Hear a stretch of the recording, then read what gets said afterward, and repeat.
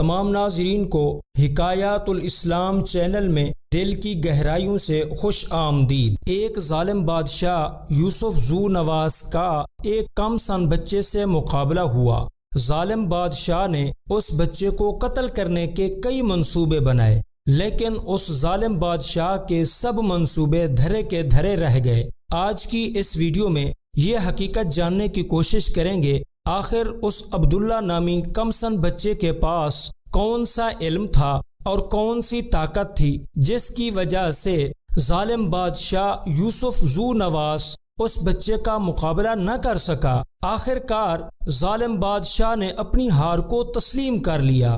آئیے اس حقیقت سے پردہ اٹھاتے ہیں۔ ناظرین، اگر سورۃ بروج کا جو کہ قرآن مجید کے آخری پارے 30ویں پارے کے اندر موجود ہے اس کا شان نزول پڑھ کر دیکھیں تو اس کے اندر یہ مکمل واقعہ تفصیل کے ساتھ موجود ہے۔ مکہ مکرمہ میں جب آفتاب نبوت جلوہ افروز ہوا اور کفر و شرک کے ظلمات ختم ہونا شروع ہو گئے تو مکہ کے وڈیروں اور سرداروں کو اپنی سرداری خطرے میں محسوس ہونے لگی، اس لیے انہوں نے نبی کریم خاتم النبیین صلی اللہ علیہ وسلم کو دعوت توحید سے روکنے کے لیے کئی حربے استعمال کیے۔ آپ صلی اللہ علیہ وسلم پر مظالم کے پہاڑ توڑ دیے گئے، یہاں تک کہ آپ صلی اللہ علیہ وسلم کو قتل کرنے کی کئی بار کوشش کی گئی۔ اسی طرح جو شخص حلقہ اسلام میں داخل ہوتا اس پر بھی ظلم و ستم کیا جاتا، خصوصاً جو غریب ہوتا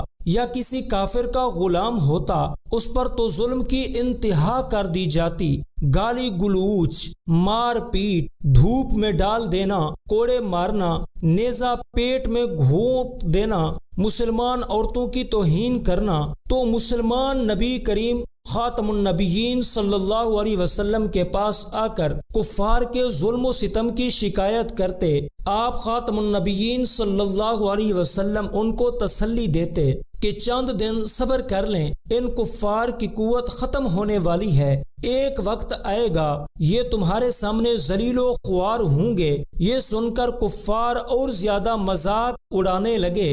اس لیے مسلمانوں کو تسلی دینے کے لیے اور متکبروں کو متنبہ کرنے کے لیے یہ سورت یعنی سورۃ البروج نازل کی گئی، جس میں ایک ظالم بادشاہ کے ظلم کا واقعہ ہے اور اس کے انجام کا بیان ہے اور اشارہ ہے کہ ان کفار مکہ کا انجام بھی ویسا ہی ہوگا۔ یوسف ذو نواس کا یہ قصہ حدیث کی معتبر ترین کتاب صحیح مسلم میں مذکور ہے، جس کا خلاصہ یہ ہے کہ ملک یمن میں ایک کافر بادشاہ رہتا تھا جو اپنے آپ کو خدا بھی کہلواتا تھا۔ اس کا نام یوسف ذو نواس تھا۔ اس کا زمانہ نبی کریم خاتم النبیین صلی اللہ علیہ وسلم کی ولادت باسعادت سے 70 سال پہلے کا تھا۔ اس بادشاہ کے پاس ایک کہن رہتا تھا۔ کہن وہ شخص ہے جو شیاطین، جنات یا ستاروں کے ذریعے کچھ غیب کی باتیں بتلاتا ہے۔ جب وہ کہن بوڑھا ہوا تو بادشاہ کو کہا کہ ہو سکتا ہے میری موت آ جائے، آپ ایک ہوشیار لڑکا تلاش کر کے مجھے دیں تاکہ میں اس کو یہ اپنا علم سکھا دوں۔ چنانچہ ایک لڑکا تجویز کیا گیا۔ وہ لڑکا روزانہ گھر سے علم سیکھنے کے لیے کاہن کے پاس جایا کرتا تھا، لیکن راستہ میں ایک راہب یعنی عیسائی پادری رہتا تھا جو دین عیسیٰ علیہ السلام کا پیروکار تھا، اور اس وقت یہی دین حضرت عیسیٰ علیہ السلام ہی کا دین حق تھا۔ وہ راہب بڑا نیک تھا۔ لڑکے کا نام عبداللہ تھا۔ یہ لڑکا جب جاتا تو راستے میں اس راہب کے پاس بیٹھتا اور دین کی باتیں سنتا۔ اس کو باتیں اچھی لگتی، وہ متاثر ہو کر چھپ کر مسلمان ہو گیا۔ ایک مرتبہ لڑکا جا رہا تھا، راستہ میں اس نے دیکھا ایک شیر اور بعض روایات کے مطابق سانپ نے راستہ روکا ہوا تھا۔ خلق خدا پریشان کھڑی ہوئی تھی، گزرنے کا راستہ نہیں تھا۔ لڑکے نے سوچا کہ آج امتحان کا وقت ہے، دیکھتا ہوں کہ راہب کا دین سچا ہے یا کہن کا۔ اس نے پتھر اٹھایا اور دعا کی، یا اللہ، اگر راہب کا دین سچا ہے تو یہ جانور میرے پتھر سے مارا جائے، اگر کہن کا دین سچا ہے تو نہ مارا جائے۔ یہ کہہ کر پتھر مارا تو شیر ہلاک ہو گیا۔ سب لوگ خوش ہو گئے۔ اور ان میں مشہور ہو گیا کہ اس لڑکے کو عجیب و غریب علم آتا ہے۔ لوگ اس کے پاس آنا شروع ہو گئے۔ مریض آتے، وہ کہتا اس شرط پر علاج کرتا ہوں کہ تم اللہ تعالیٰ پر ایمان لے آؤ، اصل شفا وہی ذات عطا کرتی ہے۔ بات چلتے چلتے بادشاہ کے دربار تک پہنچ گئی۔ بادشاہ کا ایک وزیر نابینا تھا، اس کو معلوم ہوا تو وہ بہت تحفے تحائف لے کر بچے کے پاس گیا اور کہا کہ آپ میری آنکھیں ٹھیک کر دیں۔ اس نے کہا کہ شفا تو اللہ تعالیٰ کی ذات کے ہاتھ میں ہے، میں اس شرط پر علاج کرتا ہوں کہ تم مسلمان ہو جاؤ۔ وہ مسلمان ہو گیا، لڑکے نے دعا کی، وہ شفا یاب ہو گیا، اس کی آنکھیں ٹھیک ہو گئیں۔ دوسرے دن بادشاہ کی دربار میں وہ وزیر آیا۔ بادشاہ اس کی آنکھیں دیکھ کر حیران ہو گیا، پوچھا کس نے تمہاری آنکھیں ٹھیک کی ہیں؟ اس نے کہا میرے رب نے۔ بادشاہ نے کہا اچھا، میرے علاوہ بھی تمہارا کوئی رب ہے؟ اس نے کہا جی ہاں، ربی اللہ۔ اس بادشاہ نے اس کو گرفتار کیا اور اس کو مختلف سزائیں دینا شروع کر دیں، یہاں تک کہ اس نے اس بچے کا پتہ بتلا دیا۔ اس کو گرفتار کیا گیا۔ اس نے راہب کا پتہ بتا دیا، اس کو بھی گرفتار کیا گیا۔ بادشاہ نے راہب اور اعمیٰ کے بارے میں حکم دیا، ان کو آرے کے ساتھ قتل کر دیا جائے، اور لڑکے کے بارے میں حکم دیا، اس کو پہاڑ کے اوپر لے جا کر نیچے گرا دیا جائے اگر یہ اپنے دین سے باز نہ آئے۔ جب پہاڑ کی چوٹی پر پہنچے تو بچے نے دعا کی، یا اللہ ان لوگوں سے مجھے بچا۔ پہاڑ پر زلزلہ آیا، وہ سب کے سب لوگ ہلاک ہو گئے۔ بچہ واپس آ گیا۔ بادشاہ نے پھر چند اور لوگوں کو حکم دیا کہ اسے لے جا کر سمندر میں غرق کر دو۔ اس نے پھر یہی دعا کی، سارے ہلاک ہو گئے۔ وہ پھر بھی واپس آ گیا۔ پھر لڑکے نے بادشاہ کو کہا میرے مارنے کی صورت یہ ہے کہ ایک جگہ لوگوں کو جمع کر کے میرے تیر کش سے تیر لے کر اس پر بسم اللہ رب ھذا الغلام کہہ کر مجھے مار دو تو میں مر جاؤں گا۔ چنانچہ ایسا ہی کیا گیا۔ لوگوں میں اعلان کیا گیا، لوگ جمع ہوئے، بچے کو لکڑی کے اوپر باندھ کر بسم اللہ رب ھذا الغلام کہہ کر تیر مارا گیا، جو اس کی کن پٹی پر جا کر لگا، جہاں اس نے اپنا ہاتھ رکھ لیا، اور وہ لڑکا شہید ہو گیا۔ مگر اس واقعہ عجیب کو دیکھ کر یک لخت مجمع نے یک زبان ہو کر نعرہ تکبیر بلند کیا اور کہنے لگے ہم سب اللہ تعالی پر ایمان لاتے ہیں۔ یہ سن کر بادشاہ مزید پریشان ہو گیا۔ ارکان سلطنت سے مشورہ کیا۔ کیا مشورہ طے ہوا کہ بڑی بڑی خندقیں کھدوائی جائیں اور ان کو آگ سے بھر دیا جائے، پھر لوگوں کو بلایا جائے، جو شخص دین اسلام سے نہ پھرے اس کو آگ میں پھینک دیا جائے۔ چنانچہ ایسا کیا، مگر مسلمان صبر و استقامت کا پہاڑ بن گئے اور انہوں نے بخوشی اس جزا کو قبول کر لیا۔ ایک عورت آئی، گود میں چھوٹا سا بچہ بھی تھا۔ بچہ کی شفقت کی وجہ سے تھوڑی جھجکی، لیکن معصوم بچے نے آواز دی امی جان صبر کرو، تم حق پر ہو۔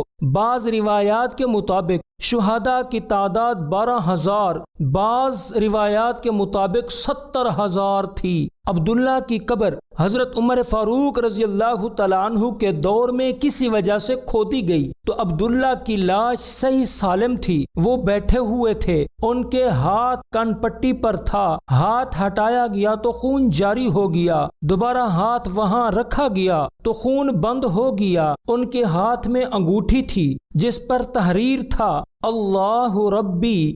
گورنر یمن نے حضرت عمر فاروق رضی اللہ تعالیٰ عنہ کو اطلاع دی۔ آپ رضی اللہ تعالیٰ عنہ نے فرمایا ان کو اسی حالت میں چھپا دو۔ اب ذو نواس کا انجام کیا ہوا؟ جب قیصر روم کو ذو نواس کے اس ظلم و ستم کا پتہ چلا اور یہ معلوم ہوا کہ ذو نواس نے انجیل مقدس کو جلا دیا ہے، عیسائیوں پر ظلم کیا ہے، تو اس نے حبشہ کے بادشاہ نجاشی کو خط لکھا، کہا اس ظالم سے ظلم کا بدلہ لیا جائے۔ اس نے 70,000 کا لشکر تیار کر کے روانہ کیا۔ اس کا سپہ سالار رباطہ نامی ایک شخص تھا۔ یہ لشکر یمن کے قریب حضر موت کے مقام پر ٹھہرا۔ ذو نواس کو پتہ چلا تو اس نے ایک سازش تیار کی رباطہ کو پیغام دیا کہ میں لڑائی نہیں کرنا چاہتا، آپ کو تمام خزانوں کی چابیاں دے دیتا ہوں، پھر آپ مجھے اپنے پاس رکھیں یا نجاشی کے پاس بھیج دیں۔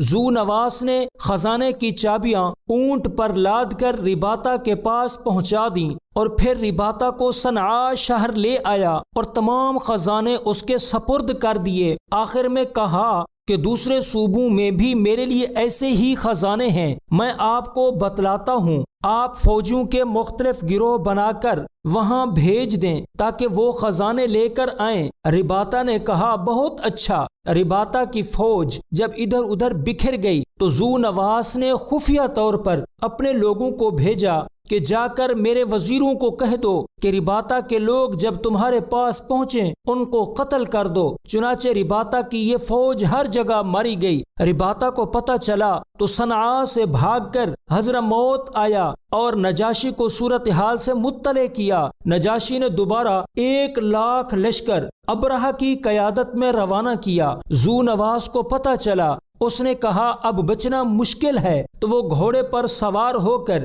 سمندر میں گھس گیا، کیونکہ یہ اس کا گھوڑا سمندر میں تیرتا تھا، لیکن تھوڑی دیر بعد تھکاوٹ کی وجہ سے گھوڑا تیرنے سے رک گیا۔ ذو نواس گھوڑے سمیت سمندر میں غرق ہو گیا۔ ابرہہ نے ملک صنعاء اور اس کے بے انتہا خزانوں پر قبضہ کر لیا۔ چونکہ ابرہہ نے نجاشی کی طرف تحفے تحائف نہ بھیجے، اس لیے اسے گمان ہوا کہ ابرہہ میرا باغی ہو گیا ہے۔ اس نے پھر رباطہ کو 4,000 لشکر دے کر بھیجا کہ ابرہہ کو معزول کر کے میرے پاس بھیجو اور تم ملک یمن کی باغ ڈور سنبھالو۔ رباطہ یمن پہنچا، نجاشی بادشاہ کی طرف سے معزولی کا حکم سنایا۔ ابرہہ نے کہا اگر میں یہ چیزیں تیرے سپرد نہ کروں تو کیا کرے گا؟ اس نے کہا کہ لڑائی کروں گا۔ اس نے کہا اچھا، سب سے پہلے تو اور میں لڑائی کرتے ہیں۔ دونوں میدان میں آ گئے۔ ابرہہ نے اپنے ایک غلام کو کہا کہ تم رباطہ کے قریب کہیں چھپ کر کھڑے ہو جاؤ، اس کو قتل کر دو۔ رباطہ نے ابرہہ کے سر پر تلوار ماری، لیکن اس نے خود پہنی ہوئی تھی، سار تو نہ کٹا، البتہ ابرہہ کی ناک کٹ گئی، اس لیے اس کو ابرہ الاشرم کہا جاتا ہے۔ اشرم کا معنی ناک کٹا۔ ادھر پیچھے ابرہہ کے غلام نے رباطہ پر حملہ کیا، اس کو قتل کر دیا۔ نجاشی کو اطلاع ملی تو اس نے قسم کھائی جب تک ابرہہ کو قتل نہ کروں گا خاموش نہیں ہوں گا۔ ابرہہ نے نجاشی کو بہت سے تحائف بھیجے اور معذرت کی کہ رباطہ نے میرے ساتھ زیادتی کی، اس لیے میں نے اسے قتل کیا، میں آپ کا فرما بردار ہوں۔ نجاشی نے اس کی معذرت قبول کر لی۔ یہ وہی ابرہہ ہے جو ہاتھی لے کر کعبۃ اللہ پر حملہ آور ہونے کے لیے آیا تھا اور اس کا لشکر قہر الہی میں مبتلا ہوا تھا۔ ہاتھیوں والا ابرہہ کا واقعہ مکمل تفصیل کے ساتھ انشاءاللہ العزیز اگلی ویڈیو کے اندر آپ کو بتائیں گے۔ تو امید کی جاتی ہے یہ ویڈیو آپ کو اچھی لگی ہوگی اور پسند بھی آئی ہوگی۔ اگر اچھی لگی ہے تو اس کو لائک کر دیں، اچھا سا کومنٹ کر کے ہمارا حوصلہ افزائی ضرور فرما دیں۔ چینل پر نئے ہیں تو چینل کو سبسکرائب کر کے بیل گھنٹی کو ضرور دبا دیں۔ آج کے لیے اتنا ہی، ملتے ہیں پھر انشاءاللہ تعالی اگلی ویڈیو کے اندر۔ اپنا بہت بہت خیال رکھیے گا اور مجھے اپنی خصوصی دعاؤں میں یاد رکھیے گا۔ السلام علیکم ورحمۃ اللہ وبرکاتہ۔